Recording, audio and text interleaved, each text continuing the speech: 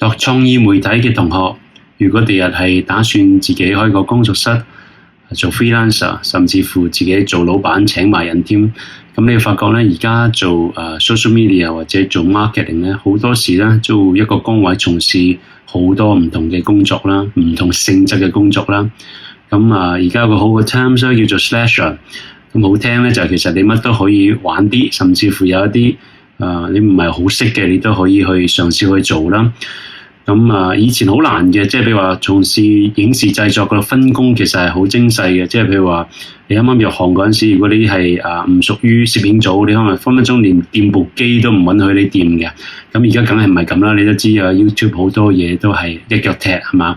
咁就喺 AI 嘅年代，呢樣嘢亦都變得更加可能啦。通過 AI 嘅協助，一個人真係可以做好多嘢嘅產出啦，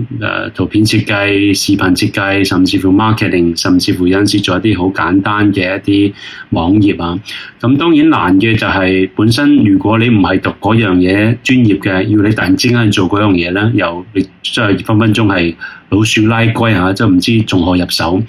咁所以其實都係真係要你自己有心不停咁樣去學嘢啦。譬如話你自己本身如果做開淨係拍嘢嘅啫，你係揸機或者你做剪接嘅，突然之間要你去考慮埋拍完嘅嘢點樣上去 YouTube， 令到 YouTube 有多啲人睇，點樣分享出去，多啲人 like。我哋廣東話入邊叫做 CLS 啊 ，Common Like Share， 呢度其實已經more更加多嘅係 marketing， 而唔係傳統嘅媒體製作啦。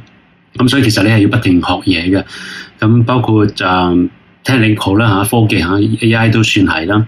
咁所以如果你要不斷學嘢咧，其實就Internet 係一個好好嘅平台，好好嘅入口啦。咁好多啲好優秀嘅 YouTuber，佢哋其實都係免費咁分享佢喺嗰個行業入邊嘅好專業嘅知識啦。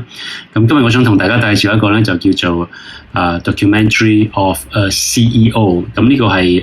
全部都係長片嚟嘅，閒閒地都個幾鐘，有啲有2個鐘、3個鐘啊。但係佢嗰個 subscriber 有以千萬計喎，每條片咧亦都係以百萬計啦。咁喺呢度你係會見到佢訪問一啲響當中嘅好多人物啦，譬如話Richard Branson 係 Virgin Airline 嘅創辦人啦，除咗 Virgin Airline 佢都創辦咗好多嘅公司啦。其實好多係好叻、好成功，特別係 Internet business。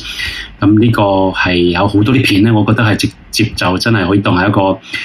上堂咁樣去聽啊，因為你想象人哋用咗個零2個鐘頭去分享佢喺嗰個專業入邊嘅知識，但係其實如果你真係去讀咧，可能你要睇好多本書，讀好多個 course 先學習到嘅。咁喺呢度同大家分享嘅就係呢一個 Documentary of a CEO。